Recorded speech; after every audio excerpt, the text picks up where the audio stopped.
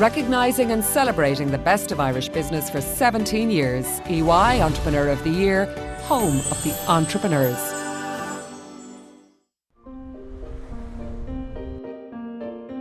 So these rooms now, we're still in the old part of the building. This isn't the extension yet, it's not. Our business is dominated by hotels. What will we do with the single beds that we take out? We have one product that we sell, and that's time. Everybody thinks we sell bedrooms or we sell pints of beer or we sell meals, but it's about the time that somebody occupies in our premises. That's how it works.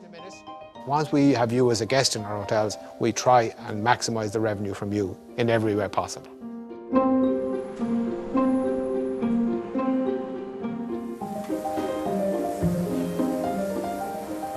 Every day that you get up, you have to make decisions for those 3,500 people.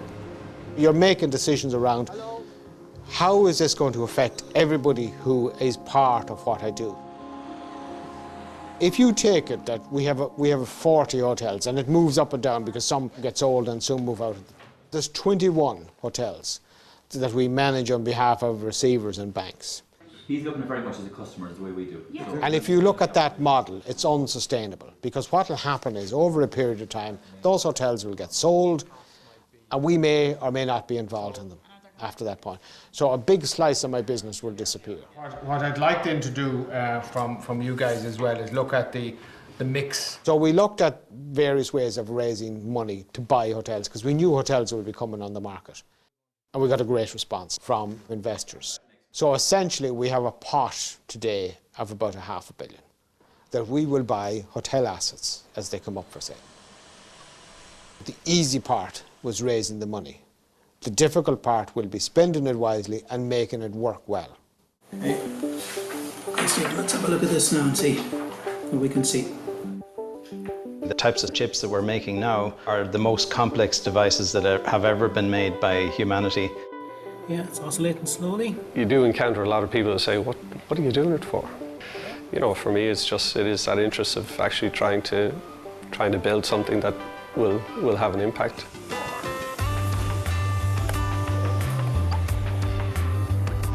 Walk in there and we'll get a look at the same thing. Ireland could be, in the top 5 in computer vision worldwide in the next couple of years if we were to make that happen. When we started, the business model was focused on making a different chip for every possible application. It's expensive to make chips. That expense was going up and up. We felt that you couldn't build lots and lots of different chips for every application. We wanted to make one chip that could be repurposed via software for many different functions. So it allows a customer to take an existing phone and add brand new capabilities in software only once they have our chip on the board. You're going to end up with like a sum from N. But in order to enable that, we had to build an extremely power-efficient processor. And in a mobile device, you have to be power efficient. And effectively you only need... I can do it with 16, yeah. 16 plus 16. It may sound like delusions of grandeur and so on, but you are absolutely operating in certainly in our case, in industries where you can actually affect people's daily lives. What's this, Sam? What have we done here? That is our Kerala cashew and coconut spice mix. We've been married 20 years and we've 2 children, a girl and a boy. We have a real passion for what we do. I have the lucky job of travelling globally to source the products, and Lorraine's responsible for making the products look the way they do and presentable to the customers going out the door. So. Glad he didn't write my job description.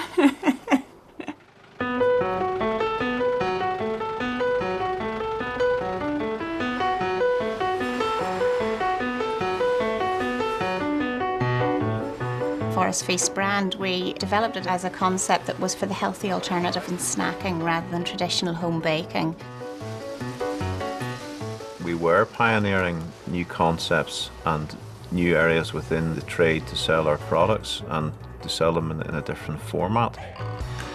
It's being innovative and creative and opening people's minds to these great tastes from around the world. and also our ActiSnack brand and our first entrance into the sports nutrition market that is such a dynamic and such a fast-moving market.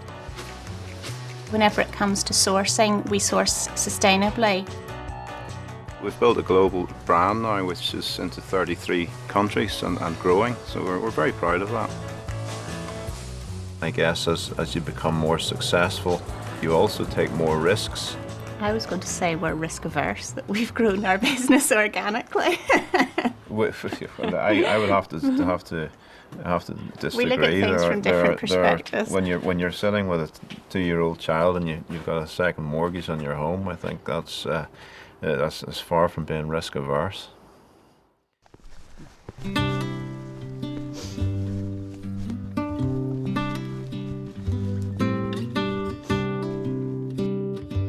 I grew up in South Sligo, where the only thing we had to buy was what we call the staples. So that'd be flour, sugar and salt. And everything else we provided ourselves. We were self-sufficient. We had hay, so we saved hay. We had potatoes. Everything got used now, so there was never anything dumped. But even my mother, the old flour bags, which were cloth, they were all linen. She used to make our underwear out of them, and we always had the joke that we went around for years with Hearts Delight written across our arses, because that's what the brand of flour. And there was always this yearning to do something else, so I did my Leaving Cert. I got attracted into the hotel sector, and I had the opportunity to join Ryan Hotels at the time on a training management program, and of course I was sucked in for life. Remember the guy you used to work with, he had no spoons and he used to break off bits of old dead weeds and stir the tea with it. I know when Mum and Dad were alive, Mum used to keep all the press cuttings about him, and like any mother would do. Over the mountain there, we used to look forward to him coming home on a Friday or whatever the case may be, because whatever grub we were getting throughout the week was good, but it moved up a notch when he was coming in, because the prodigal son was coming back. So. It stays with you, the fact that, you know, you have to be careful with everything. And I suppose what marks my life is being careful.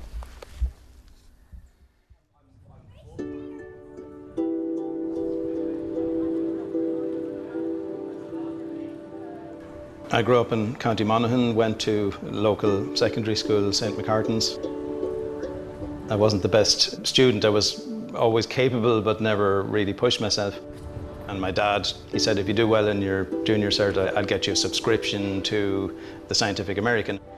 Big vector capital X and small vector X.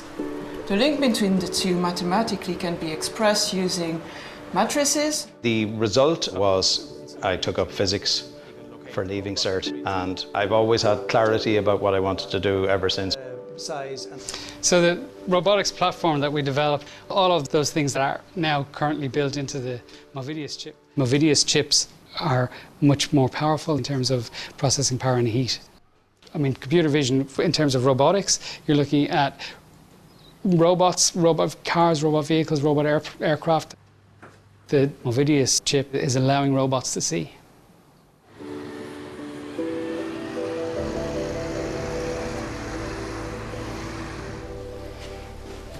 All right, cool. More presents. When I started, Movidius had been in the business for roughly 20 years. Myself and Sean, we've been through a whole succession of startups, and I suppose from that perspective, you could even call us startup junkies. Are those without passivation, though? Is there something? Because I see you can see the copper colour there, whereas you can't see it on the wafer. There definitely were a couple of tough years.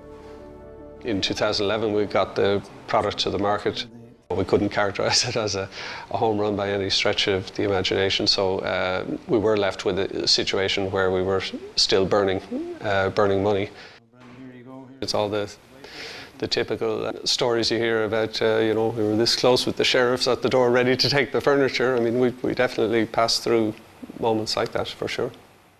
Okay, guys, we'll give you a run through what's happening in terms. It'd be one thing to throw in the towel after, you know, 2 weeks of experimenting with it, after putting in, you know, years and years and a lot of your own emotional and financial investment. It's going to be tough to walk away with with nothing. If we keep persevering through those periods is very important. The core.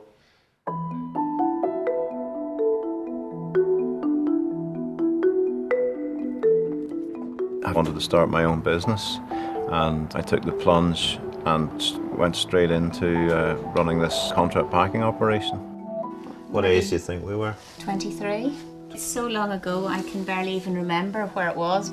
I worked in the drinks trade, by which time we were married. I progressed to promotions manager in Bass Ireland. I had a brand, and I called it Kestrel brand after the name of the company, which was Kestrel Contract Packers, packing peanuts for another company. Kestrel. I knew I had got the branding wrong. Everybody was mixing it up with bird food. In need of a good marketeer. I needed some expertise, and enter my good lady wife. Crunch time for me was when I had to resign my job and move over and move from a substantial marketing budget that I'd been managing at a relatively young age to no marketing budget, and somehow I've been expected to create an international brand on a shoestring. Nicola, hi, good morning. The first 5 years I would describe as extremely difficult, but that's the time that we were really under most pressure from the bank, who were phoning really almost on a daily basis as soon as we went on the wrong side of our overdraft facility, which we did from time to time, and they put an enormous amount of pressure on us. We were in our mid-20s.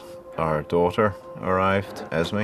And yes, it was worrying and it was difficult, but we had to persevere.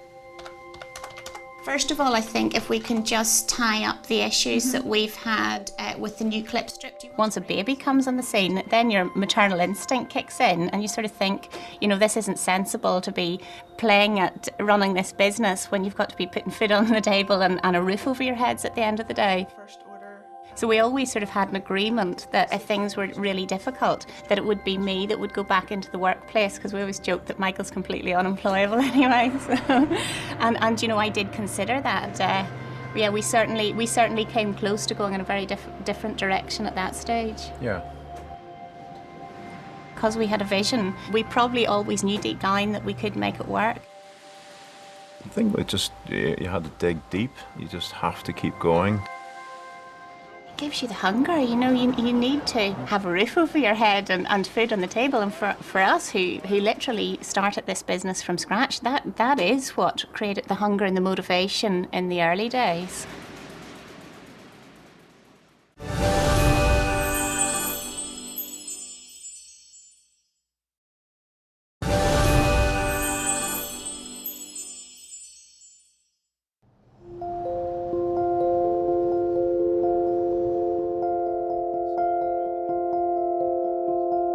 It's Sunday morning, it's day 4 of the Irish Age Groups and Summer Open Swimming Championships. We basically have swimmers from 100 different clubs, 900 competitors who have come here from 7 o'clock in the morning. So it's a big day. Yeah. And you do your very best, won't you? Yeah. Heart and soul into it. She always does. Swimming is a massive time commitment, but the way I look at it is the kids grow up so quickly. It seems like yesterday when they were babies and suddenly they're teenagers, and this time next year Esme will be learning to drive.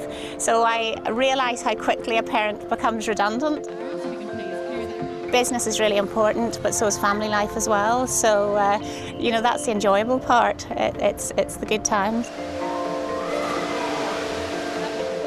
Everybody has their own way of approaching both family life and running a business. They're probably the two things that you do, that there is no manual. You know, the kids don't come with a manual of how to bring them up, and there's certainly no perfect way to create a new brand or launch a new business. And I think we were probably fortunate that we were very young whenever we started the business, and we didn't hold back in having a family, even though the business was still fledgling whenever we got married. And I'm really pleased that, you know, we took a chance on both things at the same time. Yes, we made life difficult for ourselves, but now, almost 20 years down the line, hopefully we're all reaping the benefits of it.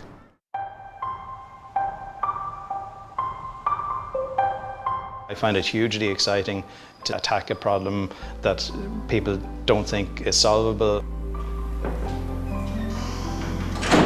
Okay, off you go there. I mean, everybody's had a phone that can take a picture for quite a few years. Really, we're moving from an era where you just took a picture and you stored it and you'd redistribute it to ones now where you're really extracting information. My name is Johnny Lee, and I work in the Advanced Technology and Projects Group at Google. Our small team here, based in California, has been working with universities, research labs, and industrial partners to harvest the last 10 years of research in robotics and computer vision to concentrate that technology into a very unique mobile phone.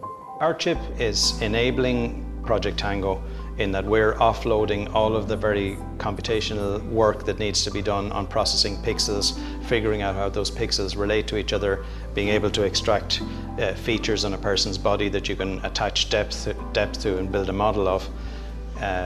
It's doing all of that work. Can you switch back to the RGB there again, just to... Yeah. There are potentially spin-offs for this technology to improve people's lives more generally.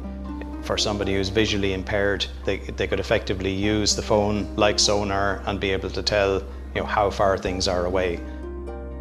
You could also think of having more intelligent robots that can act autonomously and maybe pick things up and hand them to you. Tango is being used in an International Space Station experiment where they're equipping little robots that can move around in 3D space. We're dealing with pretty much a who's who of people who are in mobile phones. I mean, apart from Google, I can't go into detail about who they are, but pretty much everybody is either evaluating, has evaluated, or will evaluate our chips to go into mass market devices. I do indeed remember him, and indeed I do. Well, I'm currently 42 years in this hotel, so there's not much of it I don't know. He's an extremely easygoing guy. He's as fair as they come. I spent 20 years at Ryan Hotels, and then I joined Juries in '89. I started here on the 31st of July 1989 as general manager, and I remember my first day turning in and almost having a panic attack, and I looked in at the building and I said, I can't do this, and I almost went home again, but thankfully I didn't. You see the door there, when she was putting the new pane of glass yesterday? Come on, I'll just show you. People are walking into that. I was GM for 3 years in Ballsbridge, and then very quickly the company started to grow, and then I took over as Group Operations Director, which everybody thought was God, Gio. So, no, madam. Thank you so much. Appreciate it. It's all bad news anyway. We ended up with 8,000 rooms across the group. So a very large business in any sense. We had a turnover of in excess of 300 million. So we were a very big, dynamic business. Exactly. Well, during the 2000s, we decided we would sell some hotels. And I suppose the most notable of those was the sale of Juries in Ballsbridge and the Berkeley Court. And we sold both of those for the princely sum of 400 million.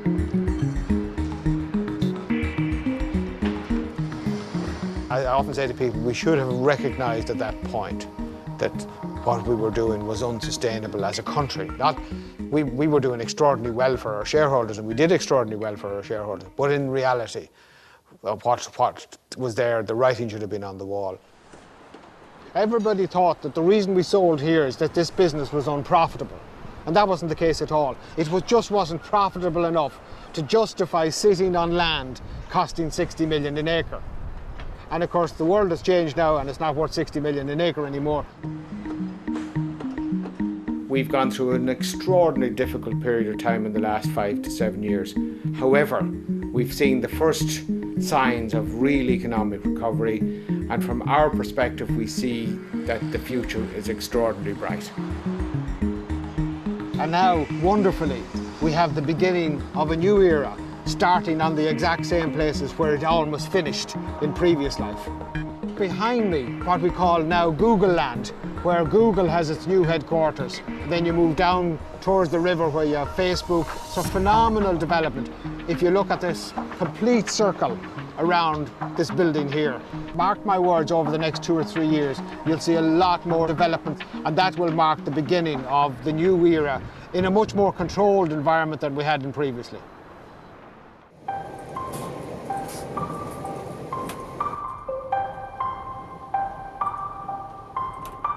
I've come here to Photonation today to discuss our next generation product. We know Photonation for many years, and they have technology now that's embedded in hundreds of millions, if not billions of phones. Great to see you Good again. to see you. Welcome to Galway. How are things going today? Not too bad. How are you? Not too bad. This is Pat. Pat? Nice He's in the QA department, and Arp is QA department manager. Our technology is in maybe in the region of 60 to 65% of mobile phone markets. The company is trading on Nasdaq. It's Tessera, the name. We are valued at about $1.5 billion right now. And obviously the SIP communicates with the same memory subsystem as the Shave processors. It's a story that you don't hear much about, but it's Ireland Inc. really playing at the top table, and we'd be delighted to work closely with Photonation and make an even better product.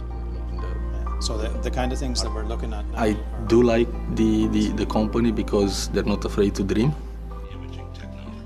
If you get into the right phone, you could be talking anywhere from maybe a few 100,000 parts a month upwards to maybe a couple of million parts a month, and obviously that's a problem we would like to have. So that's where the old building ends and the new one starts. Yeah. That's the awning. You've got to be motivated to make it work, and if you're not getting financially rewarded, then what's it all for? But it does become a stage where you're building something great. So that's going to be potentially an office in there, Right. but that goes through into a food hall over there. So we can extend production this way now? Yeah. For us to be able to go into a supermarket in Gothenburg or New York and find our products on the shelf, I mean, that's a moment of real pride for us. That's what it's all about for me, is being able to say, look, in my lifetime, look what we have achieved, a global brand.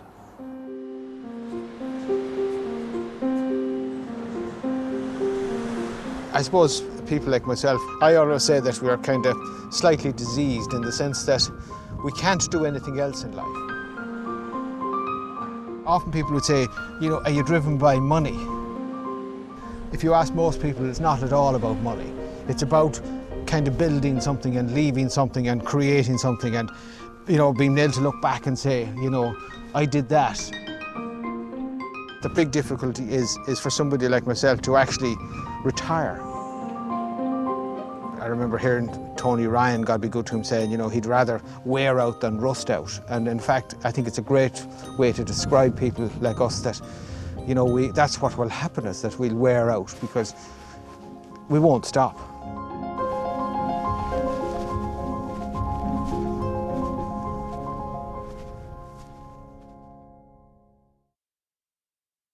The entrepreneurs you've been watching are all finalists in this year's EY Entrepreneur of the Year Awards. Other finalists include Gabriel Moyna of Sysnet Global Solutions. I guess I want to be successful. I look at other people's companies that are doing really well, it makes me jealous. Mike Stack of Tricell. Our children will have to earn their way in the business. They won't get a job because of their birthright. They'll have to earn it. Ian Haldane of Haldane Shields. It's not about money. It's about the willingness and want to try and do better. Life's about learning, business is about learning. You never stop learning. These finalists are answering your questions now on the Entrepreneurs Hangout on eoy.ie. The awards will be hosted by Mark Little and myself, Catherine Thomas, on RT1 October 23rd at 10:50. Visit the RTE player for more.